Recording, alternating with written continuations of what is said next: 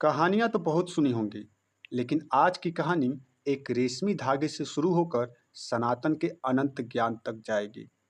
क्योंकि राखी सिर्फ एक धागा नहीं, सनातन की आत्मा की आवाज है।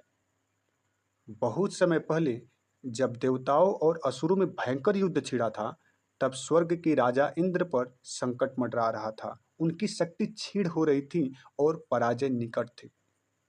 तब उनकी पत्नी इंद्राणी ने एक पवित्र धागा लिया, उसमें मंत्रों से संकल्प भरा और श्रावण पूर्णिमा के दिन इंद्र की कलाई पर बांध दिया।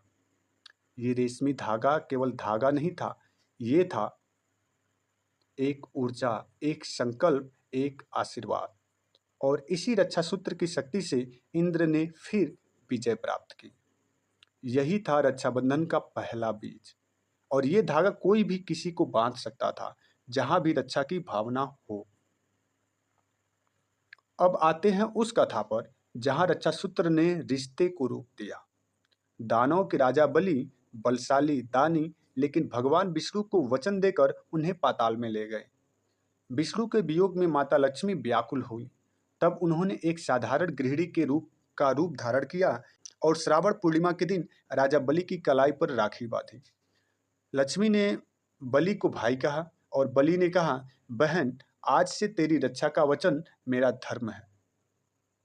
उसी क्षण लक्ष्मी ने अपना रूप प्रकट किया और भगवान विष्णु को लौटाने का वरदान मांगा। और तभी से रक्षा सूत्र और रक्षाबंधन भाई बहन के अटूट रिश्ते का प्रतीक बन गया। एक ओर पत्नी ने पति की रक्षा के लिए संकल्प लिया, तो दूसरी ओर बहन ने भाई से रक्षा का वचन लिया। कभी रक्षा देने वाला धागा बना, तो कभी रक्षा मांगने का, लेकिन भावना एक ही रही, रक्षा का संकल्प, प्रेम का वचन और संबंधों की मर्यादा का स्मरण। जब बहन राखी बांधती है, तो वो केवल कहती नहीं, वो एक प्राचीन संकल्प को फिर से दोहराती है।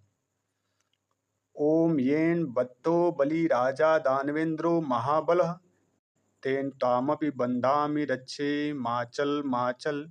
यानी जिस सूत्र से बलि को बांधा गया, उसी से तुझे बांधती हूँ, तू डगमगाना मत, तू रक्षा करना। रक्षाबंधन सिर्फ भाई बहन का त्योहार नहीं, ये एक संस्कृति की चेतना है। सनातन धर्म हमें सिखाता है, रक्षा केवल शरीर की नहीं, आत्मा की भी होनी चाहिए। तो जब तुम्हारी कलाई पर राखी बंधे, तो सिर्फ धागा मत समझना, उसमें छुपे संकल्प, विश्वास और श्रद्धा को महसूस करना। क्योंकि ये रेशमी डोर केवल डोर नहीं, सनातन की आत्मा की डोर है। सनातन का सार, सनातन की आवाज में आपका स्वागत है। रक्षाबंधन के इस पवित्र अवसर पर